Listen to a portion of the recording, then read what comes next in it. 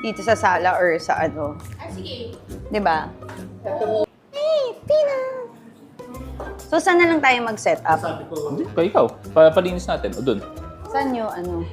Pwede dito. Dito?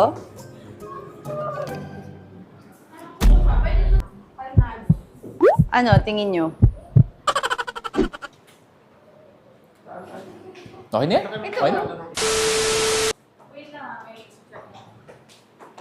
Sana dito para cute. Marami na siyang exposure.